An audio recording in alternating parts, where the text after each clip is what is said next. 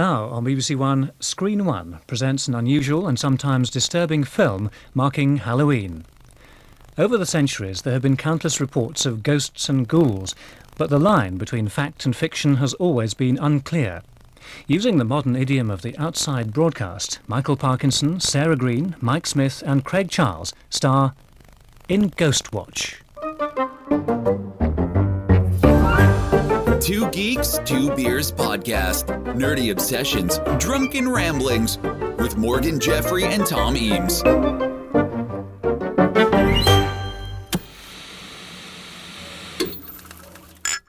Ooh, it's the Halloween special of Two Geeks, Two Beers with me, Tom, and Morgan. Spooky. We're fresh from the pub. Yes. We've had, it's been a while. Yeah. Can't remember what episode it was, we mentioned it before, No, but throwback. we had a lovely couple of pints Yeah. of Lily's mango cider. Lily's mango cider. And I can't, because just before we came on, I'm sitting there going, I know I'm a bit drunk. Yeah. But when we're drinking it, honestly, Yeah. You'd never know you're drinking alcohol. No. It's ridiculous. Yeah. I believe you said... Drinking. No, drinking, but you said what an amazing concoction before we started recording. It is. Yeah. It's amazing. Yeah. It's great stuff. Yeah. Yeah. Not your favourite drink, though? No. No. Because this came up when we were in the pub. No, just talking about cocktails and stuff. There was a time where cocktails. You love an old fashioned. I do love an old fashioned classic. I can't do it. No. It's too much. Yeah. What is it even a cocktail? Well, that's why I laughed when you said cocktails. I don't think you can. I technically it is, but I don't think you don't see it on many sort of sophisticated cocktail bar menus. You should. You should. But I love a Bloody Mary. Yeah. Great. Yeah. And you couldn't believe that I'd never really heard of a Bloody Mary till I met you. No. Well, I did. Probably about 10 years ago now. Yeah, sure. But I didn't know this fact. I'm aware that I have enriched your life in many different ways. It was because we'd been, this is 10 years ago. Yeah. We're at a pub in Tooting called, at the time, the Manor. Now called the Tooting Tavern, I believe, if you want to I don't know if they still do it. Yeah. But at the time we were hungover, we'd been out the night before. Yeah. And they had, and you were like, oh, do you know what's a good hangover cure? What? Yeah. A Bloody Mary. I was like, what is a Bloody Mary? I'd obviously heard of it. Oh, okay. I'd heard of it. I thought I didn't know what it was. Right, okay. I thought I'd introduce you to the concept. And I was like, what's that then? I was like, tomato juice. Okay. Yeah. You're like, trust me, it's good. And I was like, okay. Yeah. And then I had it. I was like, well, this is one of the best drinks I've ever had in my life. Yeah. And from that point on, you became obsessed. Yeah. And became, I think, possibly the only person who still buys Big Tom. Big Tom. Big Tom. Yeah. Obviously the name helps. Yeah. It's great. Yeah. Love it. But I've never had a better one than the one in the Manor in Tooting. Well, now the Tooting Tavern. If they still do it. I mean, if you're in Tooting, South London, head over to the Tooting Tavern. Yeah. Try the Bloody Mary. Yeah. Let us know if it's came in a great glass. As good as Tom. Yeah. Yeah. I've had other Bloody Marys and they're great. And there was one in Bath maybe. Yeah. And it had like actual bacon in it. Oh, one of those. Yeah. You get crazy ones. You get ones with like Monster Munch on and everything. Oh. Yeah. Yes, please. Yeah. Have you heard of that? There's a new Monster Munch Heinz sauce. What? Yeah. I think it's mayo Monster Munch pickled onion flavour. And I can't find it. Oh. It does exist. When you said Heinz, because I just associate Heinz with like baked beans. So when you said that'd be great sauce, I was picturing like Monster Munch, but instead of like beans, like Monster Munch in tomato sauce in a can. Yeah. I would eat that. Heinz I have seen, it's like pickled onion. Yeah, pickled onion Monster Munch flavour mayo. I've got to find that. You literally, you know it's limited edition. It's not going to last long. No, Tom literally just licked his lips. By the way. If any of you have had such, if you've had it, please let us know. If you've had such, let us know. Does it actually taste like pickled onion crisps? Yeah. Anyway. Yeah. On to this episode.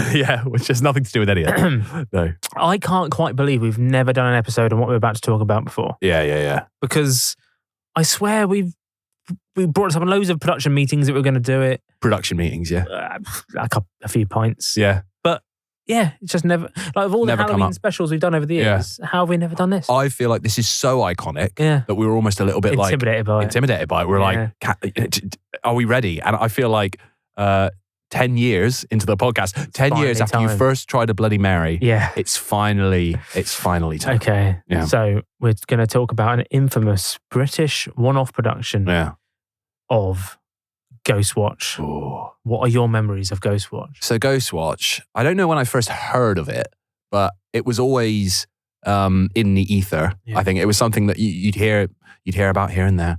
And it was always billed famously as like the scariest bit of telly ever. Oh, it's so scary. So scary. And so I obviously was like, I bet it's not that scary. I bet it's aged. Yeah. I'm sure it was, I get it. I get where people were scared at the time. But I'm sure like if I watched it now, and then I eventually did track it down and watch it. Quite a while ago now, so I'm looking forward to having my memory refreshed, or maybe I'm not, because when I watched it, absolutely fucking terrifying. It's absolutely genuinely fucking. It lives up to the hype 100%. It is so well made, and yeah, like I don't think this hasn't taken long. I don't think anything like this would get made now. I don't think anyone would take the risk. Although there was that weird thing relatively recently with Greg Wallace, where he was. Do you know about this? No. No. Yes. Yeah, there was a documentary where he was sort of like looking into People fell for it. Yeah, like a new. There's a factory making a new meat product, and then it turned out that they were like making human meat, but it was aired. It was billed as like a documentary. Yeah. And that's because it looked like an inside the factory. Yeah. Program. But it's like, do more of this. Yeah, do more of this kind of crazy shit. Yeah. I love it. I think, well, it was first broadcast in 92. Yeah. On the BBC on Halloween night. Yeah. So I would have been about 6. Yeah, I was the same, yeah. So there's a big chance that my family were watching this at the time. Yeah. Because, not that many channels. Yeah. BBC and all that. Yeah. Probably going to, but I don't have any recollection of it at the time. Well, if you had watched it when you were 6, you probably would have blocked it out from the trauma. Yeah. But I have always had a bit of a phobia of ghosts. Yeah. And I reckon it may have stemmed from watching this at the time. Yeah. Oh, we got to tell the story about when we lived together and you were visited by a ghost. Honestly. Yeah. The only time I've had any kind of... Have you ever had a proper haunting episode? No, because ghosts aren't real. No, because this is the thing. Yeah. Up until this moment, I didn't think ghosts were real at all. Yeah. But this was... So I went to... Early in the day, went for a stroll. Yeah. Around Highgate Cemetery. Yeah. Right? Just walked around for the first time, never been there before. I don't think this is the same story. No, it is. No. Oh, is it? Yeah. I went around, had a walk around there. Yeah. Great place. Yeah. Very fascinating, haunting, all this kind of stuff. And then, so it's probably the reason why this happened. Yeah. And then went to bed that night. And getting up in the morning to go to, we worked at the same place at the time. Yeah. And it was like probably like 6 a.m. Yeah. And it was one of those things where as soon as it happened, I was like, oh, ghosts are real. Yeah. There's no other explanation. Ghosts do exist. Yeah. I can't fathom anything else. Yeah. So I was lying there in bed and my eyes were open. Yeah. I was looking at my alarm clock. Yeah. And I knew my alarm clock was about to go off in 6:30 or something. Yeah, it's like that weird thing where you wake up just before your alarm goes off. So I'd woken up, it was like 6:20 or something. Yeah. And I was looking at it. Yeah. And as I was opening my eyes looking at it, to the right of me, so I'm lying in bed looking to the left, to the right of me is an old, I don't see him, but it's an old man. What do you mean? How do you know? I just know it's an old man. Okay. Because of the only noise I'm hearing in my right up to my ear to the point where I'm shivering. Is like an old man breathing. So it was just It was just what was it about the breath that you could identify? I could feel it. No, but I don't believe it. I understand that you felt you could feel breath. Yes. How did you identify it as an old man's breath? You could tell it. The smell, the noise of it. It just sounded like an old man. What did it sound? And it was just what was it like? Really loud, like like right in my ear. Yeah. For a solid 10 minutes, and it felt 10 minutes. Yeah. It felt like he was not. I couldn't feel him touching me, but I could sense he was just his presence. there. And I was just sitting up, going, "What the fuck?" And you couldn't move. I was awake. I was looking at but the thing is, I was moving. It wasn't like I was frozen. I could move ever so slightly, but I didn't want to go to the right because I knew he was there. Yeah. And I was looking at my alarm clock because I could see the time, and I just kept watching it, knowing it was going to go off at 6:30. Yeah. And I watched it change to 6:30. Yeah. And then at the time, Chris Evans on Radio 2 comes on. Yeah. So I'm awake and it happens, and then the breathing goes away and it stops because the noise starts and whatever. I have since read up on sleep paralysis, whatever it's called. Right. where this is a real thing where people experience, they're sort of still asleep, but you're kind of awake, you're seeing your surroundings, but you're still half asleep. Like lucid dreaming. Yes. Yeah. So I'm pretty certain that's what it was. I'm also pretty certain that's what it was. But I didn't know that for a good 5 years after it happened. Yeah. And at the time, it was... No, I'm sure. I remember we went to just work the next day. Yeah. And I couldn't, because I only had half an hour or whatever to get ready, whatever. Yeah. And I couldn't, I was so distraught by what had happened to me. Distraught. I was like, I can't really explain myself, but all you need to know is I've had one of the worst moments of my life. Yeah. But let's go to work. Yeah. I was like, what the hell's happened to him? Like, he's in a call or something, but no. Terrifying. But that's so I feel like there is an explanation for it. Yeah. Which I've since realized. Of course there is. However, yeah. If you experienced it yourself at the time, you just go, that was one of the worst. And it's because my brain probably remembered that I went to the cemetery area that day. I don't doubt that you experienced it. Yes. I believe that 100%, and I'm sure it was terrifying. Yeah. I don't think it was a ghost. That's all I'm saying. That's all I'm saying. One day something happened to you and you go, oh, I believe. I believe. Yeah. Anyway. But as well as Ghostwatch, there was, so the Ghostwatch is heavily inspired by the Enfield poltergeist. Yes. Do you know much about this? Well, yes. A true, in inverted commas, story. Yes. The ghosts are coming for me now because I'm being so cynical and like, that's not real. And The Conjuring is the same thing, right? Yeah. Conjuring movies. Yeah. The second one was inspired by that. Yeah. There's been so many, in the last like 10 years, there have been loads of Enfield related documentaries and adaptations and stuff. Yeah. Yeah. But there was, I remember as a kid watching a documentary about the Enfield poltergeist in the mid-90s or whatever, and just being, horrifically, it's look up on it if you haven't already. Yeah. Terrifying, but a lot of what happens in Ghostwatch is heavily inspired by that.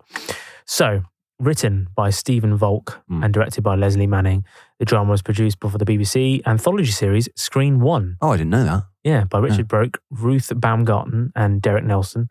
Despite having been recorded weeks in advance, the story was presented as live TV. Okay, so I'm learning because I thought it was a live broadcast. No. Okay. No, it's all pre-recorded, all heavily edited, and part of like a Screen 1 thing, which is like this, anthology series or and very much signposted as well at the beginning. If you watched it, it says written by. Yeah. It's not obviously if you came in halfway through. Yeah.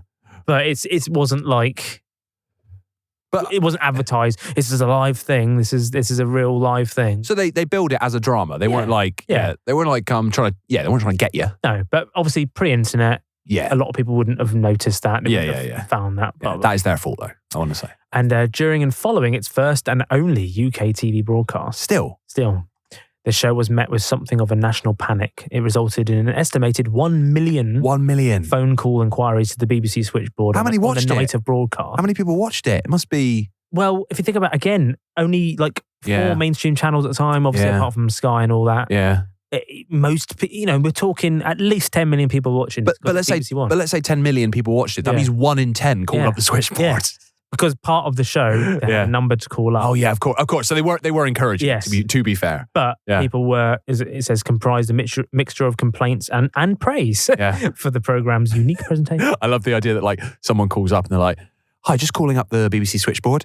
Oh yeah, just want to say that Ghostwatch. Yeah, brilliant, great bit of drama." And they're like, "Oh great, thanks very much." The next person calls up like, "What are you doing? What the fuck is this?" Like, just, oh shit. And obviously it's called Ghostwatch because it was filmed in the style of, credible news productions like Crimewatch, which was, never clock that. Never clock that. Yeah. Makes sense. So in the UK, if you're from America or whatever, Crimewatch should come back, in my opinion. It's still on in some form or another, I think. Brilliant. Yeah. It was this long-running show where people would, they talk about real crimes going on and need help to solve them and all this kind of stuff. Talking about things that scarred you as a kid. Crimewatch. Terrifying. Absolutely terrifying. What was his name? Nick Owen? You'd end every episode with... No, Nicky Campbell, wasn't it? No, Nick Owen, I think his name was. It was someone called Nick. And he goes... So the whole premise was that it was kind of, they would...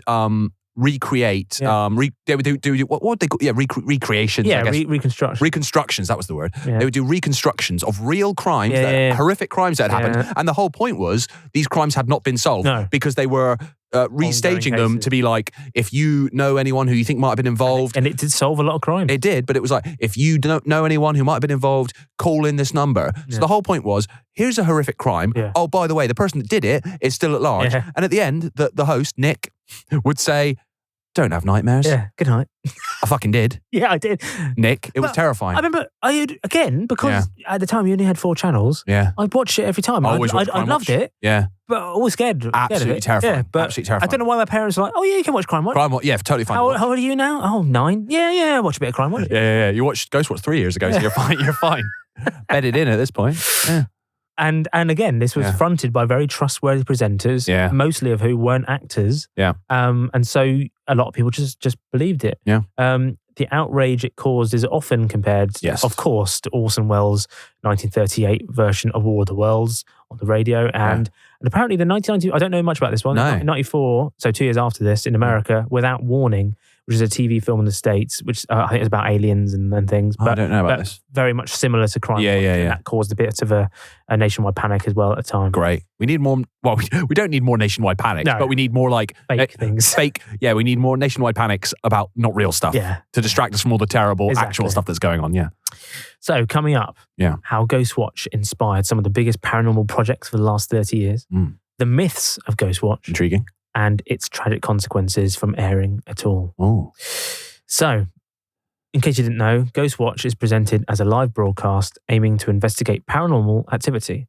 The show focuses on a house on Fox Hill Drive where Pamela Early and her daughters, Suzanne and Kim, are being terrorized by a poltergeist known as Mr. Pipes, a name given by Kim.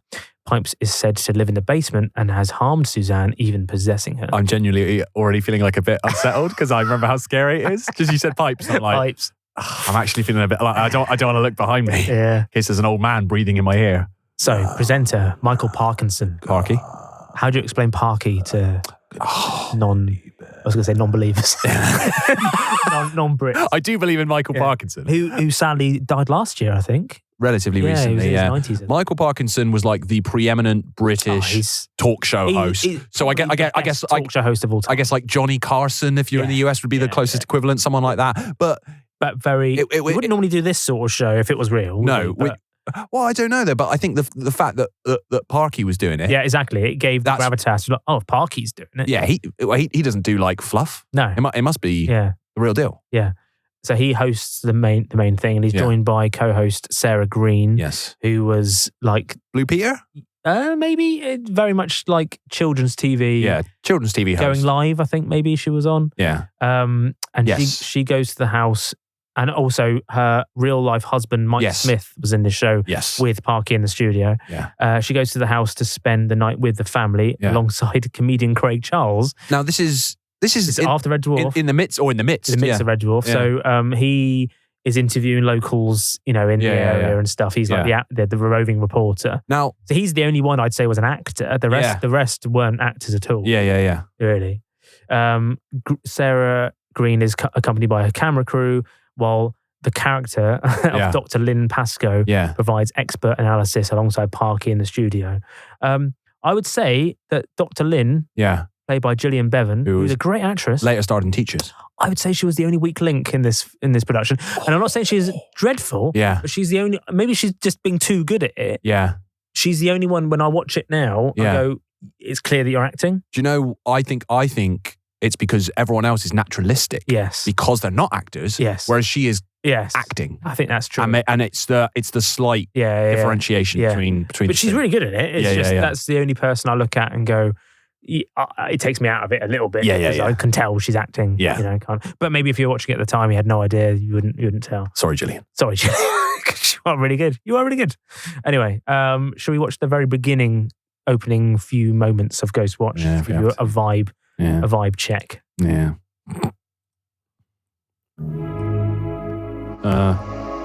You're already scared. I'm scared. I love it says Michael Parkinson in.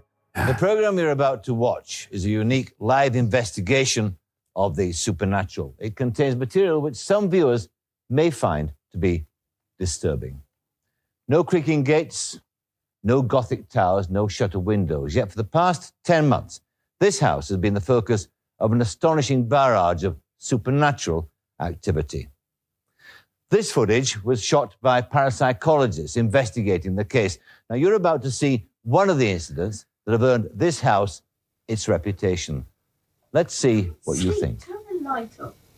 Just I don't like it. No. I'm sure you'll get onto this, but there's no way you would have Paranormal Activity, the movies, without Ghostwatch. No, it's very similar, very similarly shot.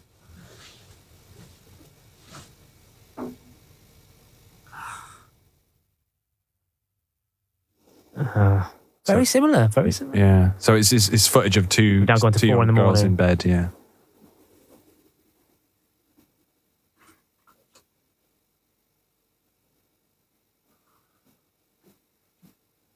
One of them's got out of bed, turn the light on.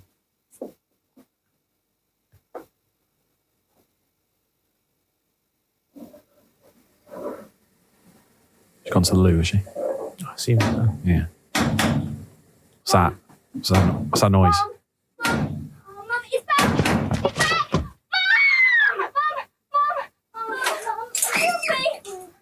Help me! Don't touch me! Don't touch me!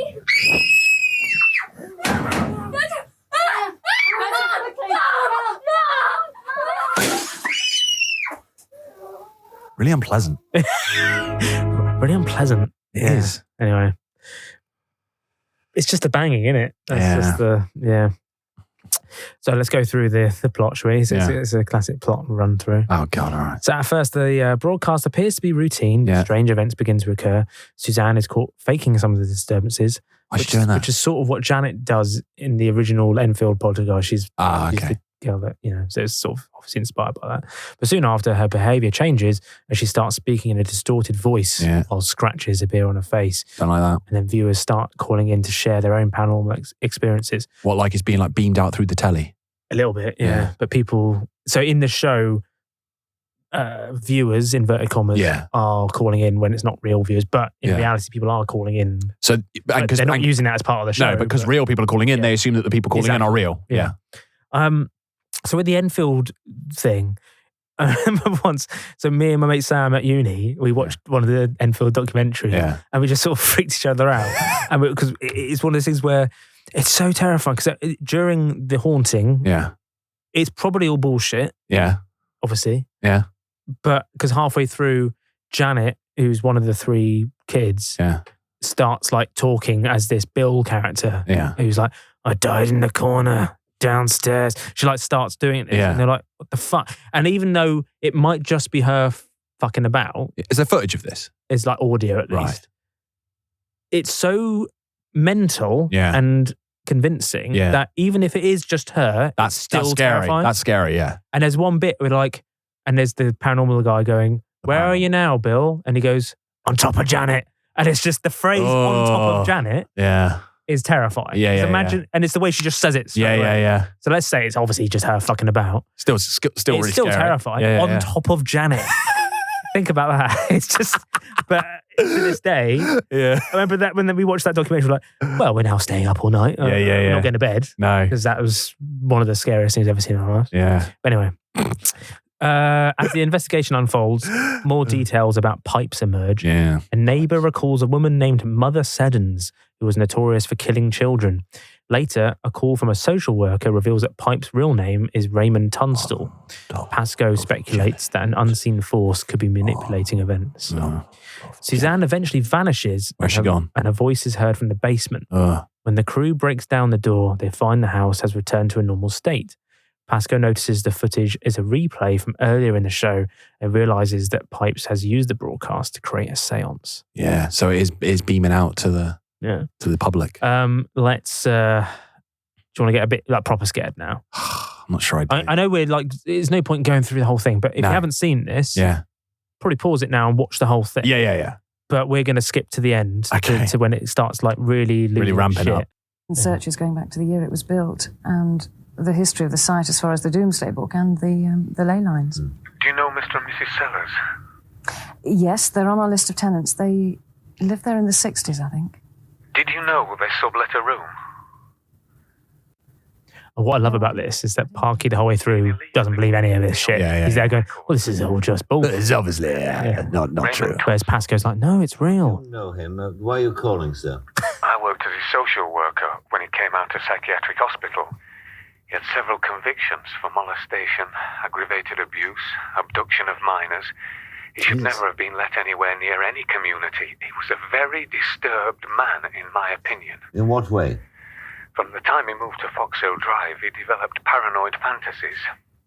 He used to tell me there was a woman on the inside of his body, taking over his thoughts and actions, making him do things he didn't want to do. He started to wear dresses. The delusions got so bad, there was only one way to escape them. He took his own life. That's why I called. When I was sitting here watching the TV and... Hello? Are you still there? If you are, please go on. Hello? Tunstall hanged himself. He tied wire around his neck to a lathe and switched it on. Did it where he kept his tools, under the stairs.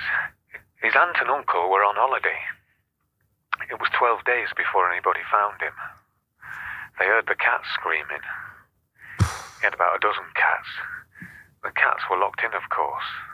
And of course, 12 days, they got hungry. They got to work. They got to work. On his face. On his face. Fucking hell. Mr. I'm sure what you say is true. We've no reason to disbelieve you, but in order to substantiate... He's gone, Doctor. He's hung up. What's happened to him? But that's the way it is. He's gone. Ah, dear. I think this is the onion skin. What is? Parky's great performance. On that spot. How many terrible things have... This has got to be nonsense, But before Tunstall, before That's got to be nonsense. back, maybe into prehistory. Oh, nonsense. I mean, no more calls, please. Also, our switchboard's jammed. We've been inundated with hoaxes. The Rosenheim with wrong poltergeist numbers, affected a with telephone calls, and exchange, nobody rang up there. endless bills, misdirected Poltergeist calls. or no They're poltergeist. seeing it now, for God's sake. Don't close the lines. We need to know what's happening out there. You're the expert. What is happening out there? I don't know.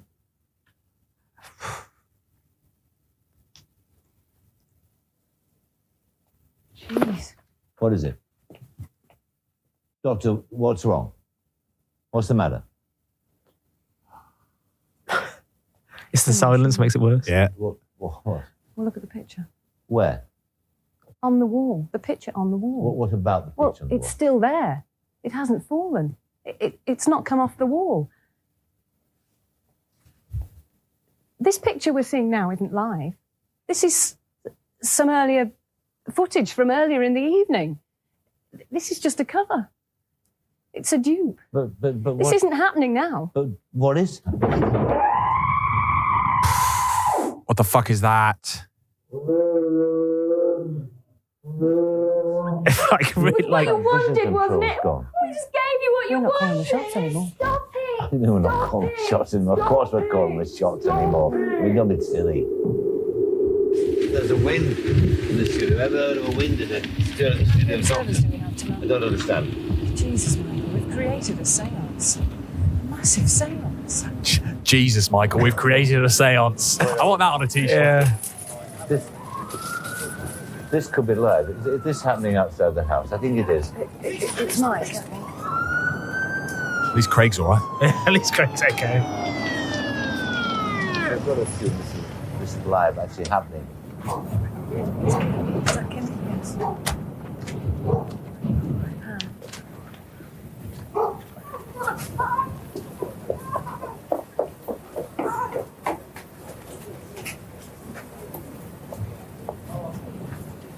So Craig Charles is leading the mum out of the house. We've seen Mike come out.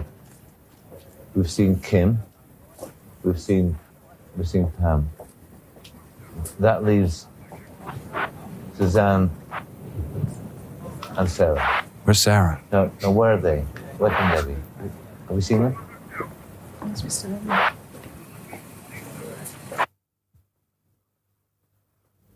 What are these shapes?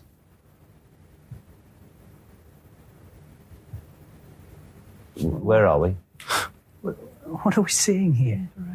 Yeah, because Mike's backstage going, where the fuck is Sarah? Because it's his wife. It's his wife. Really yeah. good. Sarah. Is it? Susie, are you there? Fucking hell. Can she hear us? Sarah Greene puts on like an Oscar-worthy performance. Really good. Down here.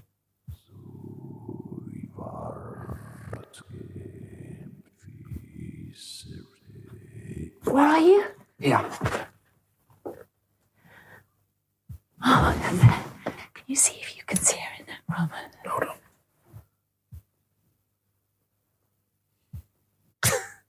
You shaking your head. Just go, I'm annoyed. I don't like it. I'm annoyed because I'm scared.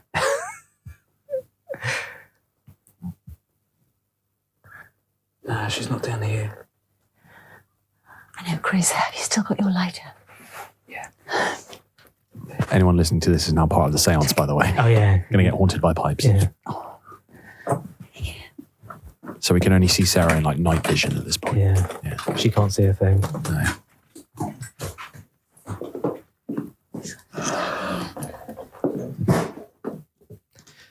I think it's worse because we've got headphones on, so you can hear every little thing. Every little noise. It's okay for you. What's that? Okay. Yeah, hold on.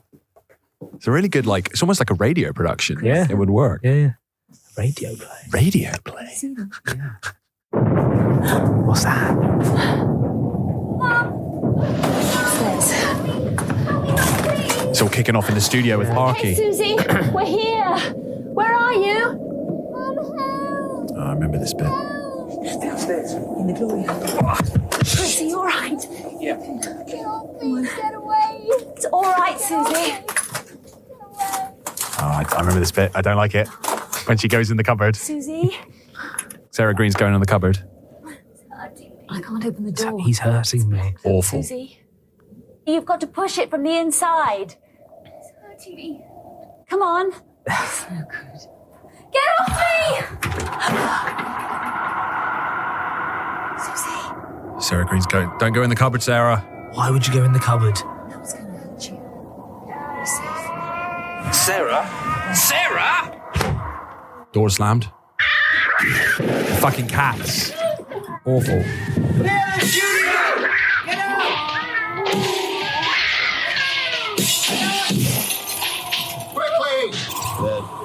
People are leaving the studio now. Lights are going all over the place. No, I'm not going. I'm not going. Get the link back. Get the link back. Somebody can get the link back. Studio. No. When you assure me that my wife is safe, We haven't got an emergency generator. Whether or not we should bring it in, I don't I'm not know. going. Light's gone completely now. Studio's completely dark. Just blackness now. All the lights have filled. The power's gone off.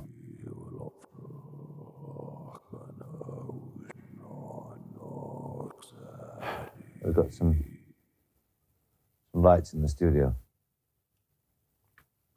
I don't know. There's cameras, but I don't know which one's working. I mean, there are no cameramen. I mean, it's difficult to know, even if anybody's still with us. But if they are, this is the scene in this studio. This totally deserted. The cats. Studio. The autocue's working. Round and round the garden, like a teddy bear.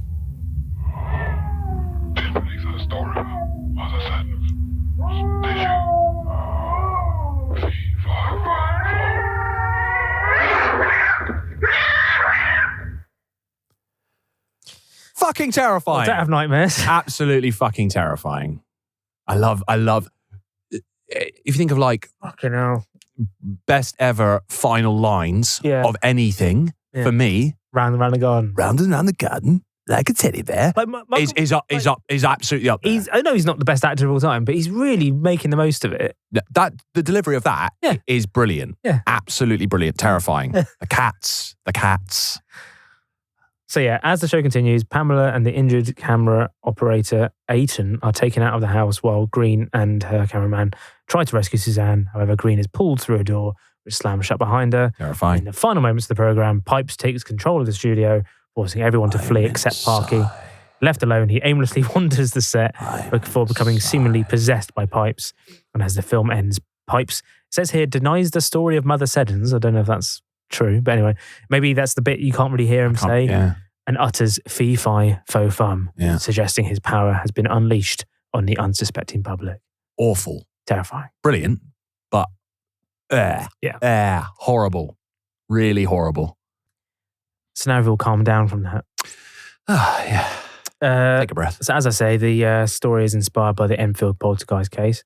The programme was crafted with such realistic elements that it could easily be mistaken for a genuine documentary by casual viewers. And indeed was. The studio segments were filmed in Studio D at BBC Elstree Studios, while the scenes at the house and on the street were shot on location about 5 or 6 prior to the studio recordings. Yeah.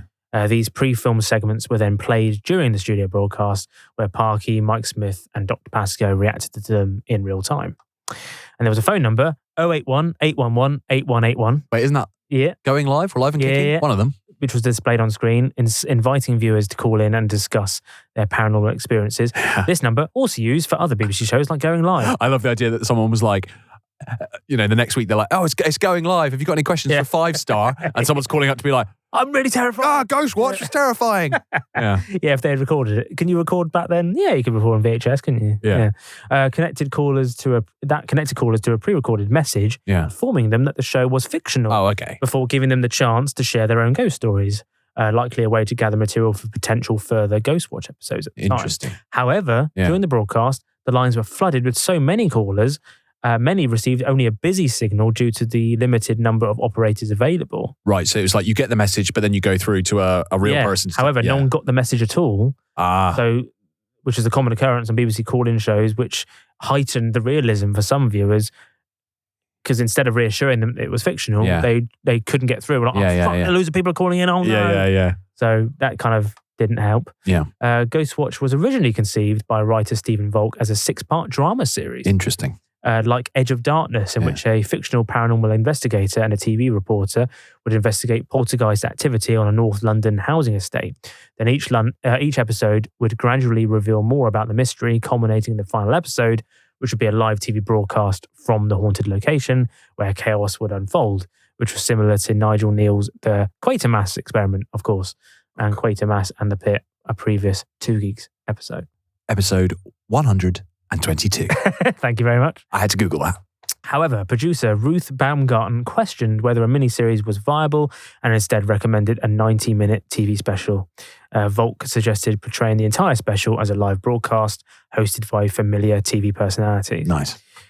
Despite initial enthusiasm, the BBC grew concerned about how the broadcast might affect the public. They knew. And nearly cancelled it before it aired. Yeah. But in the end, they insisted on adding opening credits featuring the writer's name, as well as the Screen 1 title sequence to clarify its fictional nature, hoping that would be enough.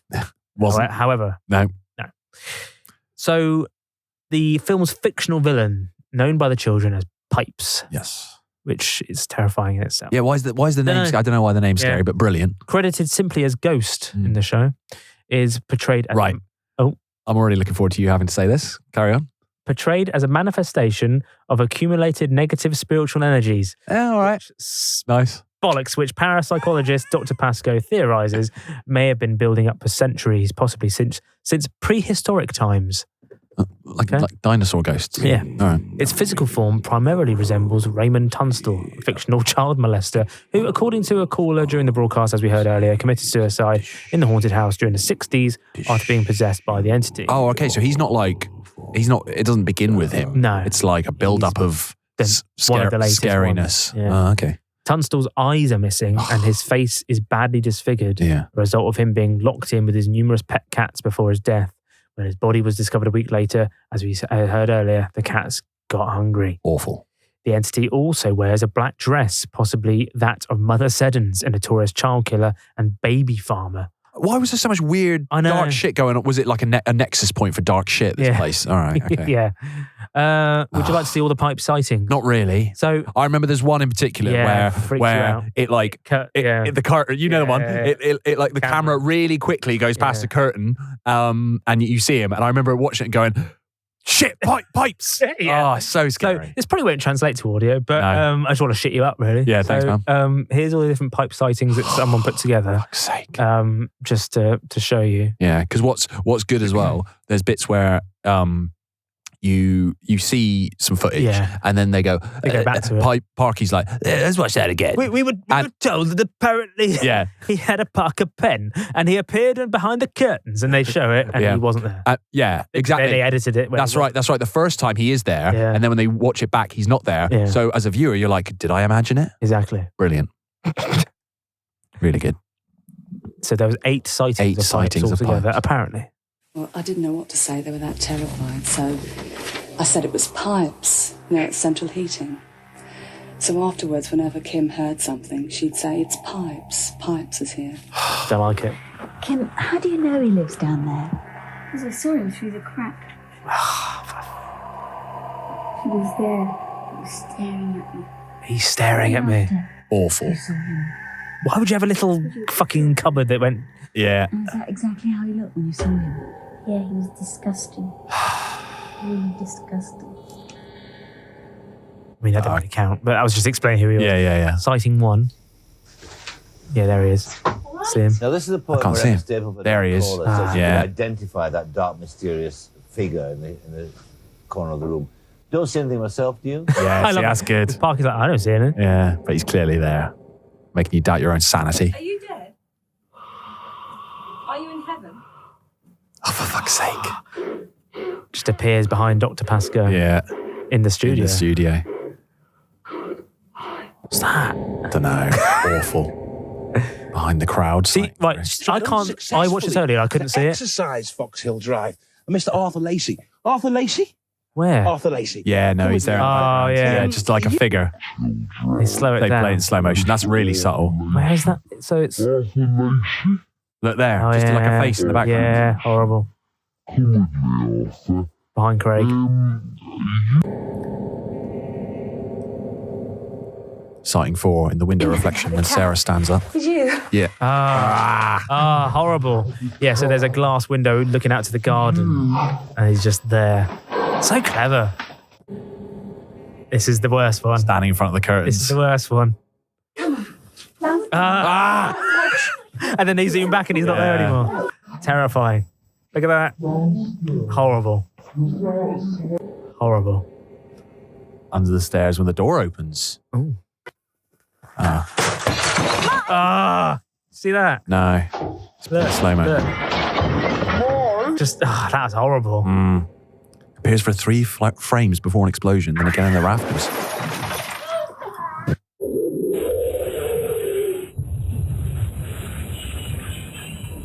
Couldn't even see him. No.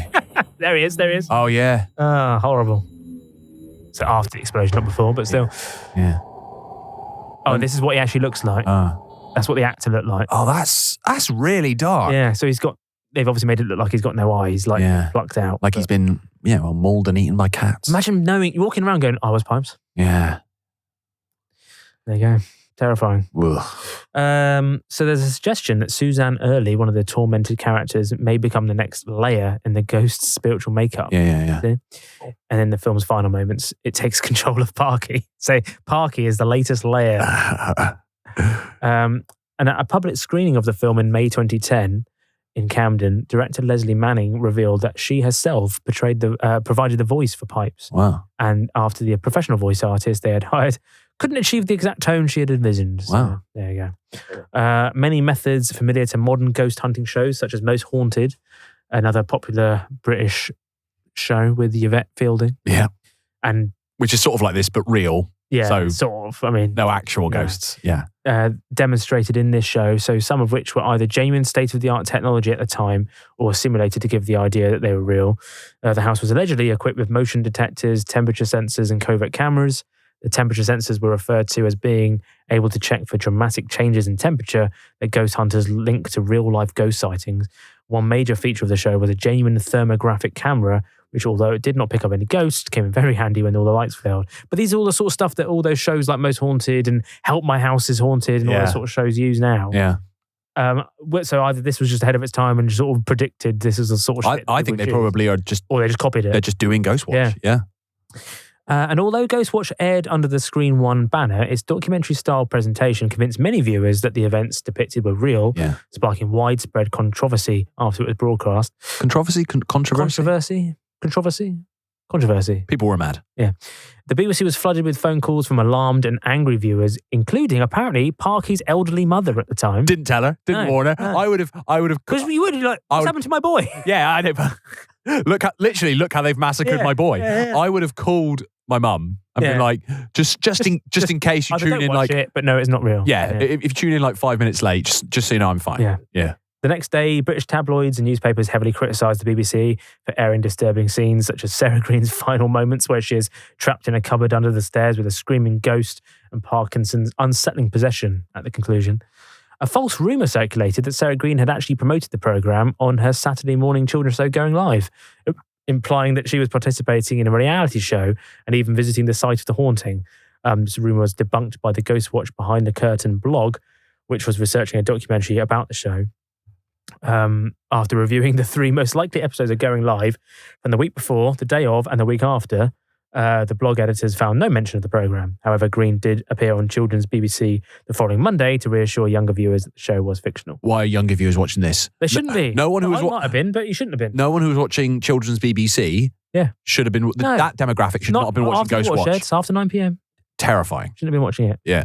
And since its initial broadcast, Ghostwatch has never been repeated in full on any UK-based TV channel. I find that fascinating. Isn't that crazy? Why not now? Why BBC 4 not had like Ghostwatch night? Yeah, why not? There must be. We'd love it. Yeah, we wouldn't. Terrible. Here we go. However. Here we go. Oh. Buckle in. Yeah. In the aftermath of Ghostwatch, several psychological effects were reported. One of the most tragic incidents involved 18-year-old factory worker Martin Denham, who had learning difficulties. 5 days after the show aired, Martin died by suicide. Yeah. His family home had a faulty central heating system that caused the pipes to knock. Fuck's sake. Which Martin associated with the paranormal activity depicted in the programme. Well, you would. Leading him to severe anxiety. Yeah. In his suicide note, he wrote, "If there are ghosts, I will be with you always as a ghost." His parents, April and Percy, held the BBC responsible, claiming Martin had become hypnotised and obsessed by the show. Though the Broadcasting Standards Commission, the BSC, initially refused their complaint, along with 34 others, as being outside its remit, the High Court granted the Denhams a judicial review, forcing the BSC to hear their case. The BSC ultimately ruled that the BBC had a responsibility to do more than merely hint at the deceptive nature of the broadcast. I think they pretty openly telegraphed it. Yeah. They concluded that Ghostwatch deliberately fostered a sense of menace, and that the programme was excessively distressing and graphic, particularly in scenes depicting scratches on the children and references to mutilated animals. The BSC also found fault with the timing of the show, airing too soon after the 9 p.m. watershed. It was about 9:25 that it started, which for me is late enough. It's fine. Moreover, they noted that familiar presenters, often associated with children's programming, had misled some parents into allowing the children to watch. I can understand that. Yeah. But I like that they basically got taken to task for it just being too fucking scary. Yeah. They were like, too good. Yeah, you've done your job too well. You've done your job too well. So, in response, the producers of Ghostwatch argued that it had aired in a drama slot and should have been recognised as fiction by most viewers. They claimed that adding more obvious disclaimers would have undermined the programme's impact. However, following the BSC's ruling, they issued an apology, acknowledging that they had underestimated the audience's reaction and would have made the fictional nature clearer if they had anticipated it. But again, it's testament to the fact that it was just really good. They did their job a little too well. Sad that guy died. Yes. But I don't think they could ever have predicted such a thing would happen. No. And I feel like, because really, for them to have achieved the maximum effect, it would have gone out as Stephen Volk had originally intended. As a six-parter. Well, no, as if it was totally real and not telegraphed in any way. But actually, they went to a certain level to make it feel like it was, or to make it clear that it was fictional. Yeah. So I think it's fine. Yeah. so let that be the end of it. All right, good. Let that be the end of it. Yeah. In February 1994, a report by Simmons and Silveira was published by the British Medical Journal, documenting 2 cases of post-traumatic stress disorder in 10-year-old boys. Again, shouldn't have been watching it. Should have been watching it. Triggered by watching Ghostwatch. Yeah. These were the first recorded cases of PTSD linked to a TV program. Now, look, I'm not I'm not saying. So if I was 10 and I watched this, I'd probably have PTSD as well. I think I did a little bit. I understand. But I wouldn't complain about it. I knew that I was being naughty. Yeah, exactly. I understand why this happened, but they shouldn't have been allowed to watch it. No. Responses to the article highlighted 4 additional cases in children aged 11 to 14. Yeah. And another in an 8-year-old related to watching the medical drama Casualty. Now, if we're going to talk about Casualty. I agree. Back in the 90s. I agree. Casualty was fucking just terrifying. Yeah. Wasn't it? And that was pre-Watershed, That wasn't was, it? it was 8 p.m. I always remember that there's an episode with Martin Freeman or something where he gets like a rake through him or something. It was always, again, if you know what Casualty is, you know what Casualty is. If you don't know what Casualty is, it was a British medical drama. But the whole sort of premise was every episode would start with some people having a normal day, but you know that something is going to happen that will land one of the characters in Casualty, and it would never just be like, oh, he tripped over and banged his head, so now he has to end up in Casualty. It would always be like, oh, he's hanging up something and then he falls off the ladder, goes through like a plate glass window and is horribly maimed, And or like often they would die at the end of the episode as well. It wasn't like it wasn't always that they survived and the paramedics did their job and they all survived. It was all happy ever after. Not always, but I'd say not most at least 50-50. The characters that you become to know and love would die. It's just the way it happened. That Casualty department was not firing on all cylinders. But it was always something like someone would step on a rake and it would impale them, or it was always something horrible. Be burnt by something in the kitchen. Yeah, it was always really graphic and horrible. The article also pointed out that the potential for similar reactions in elderly viewers. Yeah. However, the report concluded that the rapid recovery of the children's symptoms suggested they had experienced a brief anxiety reaction rather than true PTSD. So they just got scared. Get over it. They just got scared. Yeah. They just got scared. Leslie Manning later said, "I definitely didn't set out to cause mass hysteria." Imagine if she was like, "No, I did. I set out to cause mass hysteria." Brilliant. Yeah. Job done. I wasn't trying to make it look like a conventional BBC movie either. I thought the fact that it was a drama was obvious. It was. It was trailed as such by the continuity announcer and it opened with a written by credit. Yeah. And now on BBC One, prepare to be absolutely shit up. Shit-faced. Shit up. Shit-faced. The Furor... Oh, yeah. Volk said this. The Furor... Ferrari. How do you pronounce it? Ferrari. No, it's not. It is. It's like Ferrari. It's like this. No, I'm not. It's the Furor. The Furor. Isn't it? No, it's like Ferrari, but it's not. Ferrari. Get one of them YouTube things up. Furor. How to pronounce Okay, it. Here we go. Live. Yeah. Here you go. Ready? Yeah. It's Ferrari. Cambridge Dictionary, this is. All right.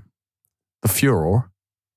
Furore. Thank you very much. The government's decision to raise taxes has caused a great furore. Yeah. Honestly, that's a Mandela effect. Yeah. Honestly, a furore. That's not a Mandela effect. But how do you pronounce it? It's like Poirot. Furore. Say Ferrari. Ferrari. Now, Ferrari. You can't even say that. Now, Ferrari. Ferrari. All this time I thought it was Furor. Right. Right. Let's say you've got a friend called Rory. Yeah. And you're having a party for him. Who's the party for? Ferrari. There you go. Okay. The Ferrari, in a sense, was to do with the BBC-ness of it, says Volk. Yeah. People didn't like the BBC doing this kind of thing without warning them. It was all about that trust in the BBC. I find that ironic because as a drama, it's about trust. What do you trust when you're watching TV? Do you trust that person's an expert? Do you trust that a presenter is telling you the truth? Do you trust the pictures you're shown? And in a ghost story, do you trust your eyes? Yeah, but what he's basically saying there is the problem was people didn't trust the BBC. And what the drama was about was making you not trust anything. Yeah. So I'm not sure that justification works, but okay. But I found a bit of points of view at the time with Anne Robinson. What a bit of this? Anne Robinson? Yeah. Was she doing it in the night? Yeah. Oh, God, I haven't seen this for ages. Retro ident. Remember this? Yeah. What happened to points of view? I think it's still going. Just slagging off the telly, wasn't it? Still it was just going. people moaning. Hello and good evening. And not since Paul Daniels looked as if he'd breathed his last in a seal vault, apparently crushed to death 6 Halloweens ago. Don't remember that. Really sad. Has there been such a fuss? Ghostwatch. My 11-year-old son was left shaking and physically sick after 10 minutes. Should have been watching. A warning should have been No. given, so we had some idea. It was after 9 o'clock. Yeah, he should have been in bed. The BBC should be locked up for such a prank. I guessed halfway through it was a hoax, but people do live in haunted houses. No, they They're don't. frightened enough without being ridiculed by Michael He wasn't ridiculed, Michael Parkinson. I have a helpline for people in distress, and I received over 300 calls. In fact, I thought for you. Ghostwatch was brilliant. But Good. it was introduced as a drama, and many of the people I Thank helped you. did not understand Thank that you, Joe. drama means fiction. And thanks to Joe Soton of Staffordshire for that call because it is, you could say, at the heart of the matter. Anyway, for those who are busy out tricking and treating or listening to Radio 3, Ghostwatch was advertised in the Radio Times, TV Times, etc. as a Screen One special drama for Halloween by Stephen Volk, starring Michael Parkinson, Sarah Greene, etc., etc., followed by a brief resume with I love that she's annoyed. BBC TV turns the camera on ghoulies, ghosties, and things that go bump in the night. And then there was a cast list like this. Just being like, Not fuck you. everybody, You're an idiot. Yeah. But nearly everybody, of course, gets a Radio Times or TV Times. Ghostwatch kicked off at 9:25 with Screen One credits and then switched to Michael Parkinson in a studio with specifically Dr. Lynn Pascoe, played by Gillian Bevan. This is just like Smith, who played himself. a retort. Here's This is great. Parky setting the scene with Sarah Greene also playing herself and the Early family. They incidentally played by Brid Brennan, Michelle Wesson, and Cherise Wesson. So no, and who were it's all billed living actors. in a haunted house in Foxhill Drive, Northolt, where at this particular point, well, not a lot is happening. And then she just slags it off a bit. But still, I love that. So I always remember points of view. They would people would always be like they were talking into like a bucket, and it'd be like, I was disgusted to watch this episode. It was really outrageous. But then it would always be like, they'd be like, yeah, sorry about that. We didn't mean to annoy you, but we're sorry if we did. Whereas that was just Anne Robinson going, like, I think you'll find that it's a drama. It was advertised as a drama. It was actors. Shut the fuck up. Shut the fuck up. It was advertised as a drama, and people didn't know that drama means fiction. Read a dictionary. Like, what do you mean? What do you actually mean, though? What more can they do? Jesus Christ. Mike Smith sadly passed away in 2014. He said the reaction was largely staged by the tabloid press. Yeah. The reaction from the public as a whole was fantastic. It showed in the ratings and showed the qualitative research that they did afterwards. The public did love it. Yeah. And Leslie Manning said, the curious reaction I remember was that people were ashamed to tell us they liked it. Producers and industry people would scuttle past like they couldn't say it aloud. It was only when it was released 10 years later that anyone said that they liked it, which over time is now considered a cult classic. It's gone on to earn a cult following. Yeah. I guess technically it did receive mixed reviews because some people don't know what a drama is. Thought it was real. Yeah. Writer Stephen Volk mentioned in a comment on the official Ghostwatch Behind the Curtains homepage that British illusionist Derren Brown once told him that the film had partly inspired his own controversial TV hoax Seance. Yeah. This was later confirmed by Brown during an interview for the documentary Ghost in the Machine. I don't believe all that, by the way. No? I don't believe all that Derren Brown stuff. What do you mean? You know, when he gets people on stage or whatever. Oh, really? And then he touches them and he goes sleep. Yeah. And they do. No. No. Did I tell you I went to a hypnotist? No. Did I not tell you? No, what for? For biting my nails. Oh, no. I think you said you were going to. Yeah, I did. Yeah. Did it work? It sort of did. Yeah. But I wasn't ever I didn't feel like I was ever sleeping or under hypnosis. No. So that didn't work. Yeah. So I agree. I don't think you would ever have Derren Brown just say sleep and I'd fall asleep. I don't believe it. Nonsense. I don't believe that's either true. the people he's picked, he's a genius at finding people who are dumb as fuck. Yeah. And they will think they're falling asleep. And maybe it's that because he is not saying I have magical powers. He is saying or they're actors. He is saying it's an illusion. I am doing a thing. But I've always said I would love Derren Brown to do something to me to see if it would happen. Yeah. So if he would say, I love those ones where he would manipulate someone throughout a whole week. Yes. And he had all these hidden stuff. But these actors and stuff. I'd love for that to happen. That I believe. There's one thing where I remember years ago where he had Simon Pegg as a guest. Yeah. And Simon Pegg, it was something like Simon. It was like, Simon, I want you to come when you meet me today or in a week's time. Yeah. And just have something in your mind that you want for your birthday. And Simon Pegg was like, okay. Oh, and he had to write it down on a bit of paper. Yeah. And he was like, write down what you want for your birthday and then tell me when you see me in a week's time. And then throughout the week, Derren Brown had sort of organised it so that everywhere Simon Pegg went, he would see images or things that would supplant into his brain. What he'd want. A bicycle. Right. And it was just, and everywhere he went, so he absorbed all that. And so Derren Brown was like, right, Simon, what do you want for your birthday? And he was like, well, a bike. I want a new bike. Yeah. He's like, you sure? Yep, absolutely. That's what I've wanted all along, a new bike. And he was like, right, now look at what you actually wrote. And it's like a leather jacket. Now that, I believe, because that's just manipulating his brain. Yeah. But Derren Brown ain't sending me to sleep. That's what I'm saying. He's not going to send me to sleep. I don't believe that was another good live one. We did the Russian roulette one. That caused a furore. Yeah, it did. A furore. Where it obviously isn't real. Yeah. But very well performed. Where is meant to be. It was live on telly where he was doing Russian roulette with himself. Yeah, and like another guy, right? Yeah, no, it was one guy who loaded the bullets. Yeah. To prove it was real. Yeah. And at one point, Darren makes it look like he's got the right thing, and he does it to his. No, he shoots a thing that what was it, like a sand? Yeah, sandbag or something. Yeah. He shoots it, and no bullet comes out. Yeah. And then he puts it down, and he looks at he looks like he's saying, "Oh fuck, I fucked it." Was that? Because I thought he did fuck it. He did fuck it, but it's obviously part of the plan. Oh, right. Obviously, it's fake. Yeah. But he's never said that, but obviously it's part of an illusion. You don't get us brown. He makes it look like he's fucked it. Yeah, he sits there because it's actually running over time. It was meant to stop at 9, but it's now like 9:05 live, and he's sitting there for like 2 or 3 minutes. Like it goes on for ages where he's just sitting there going, and then he suddenly picks up the gun, shoots his head, nothing happens, and then he shoots it again, and whatever. And it's like, that is pure TV brilliance. Where is Darren Brown?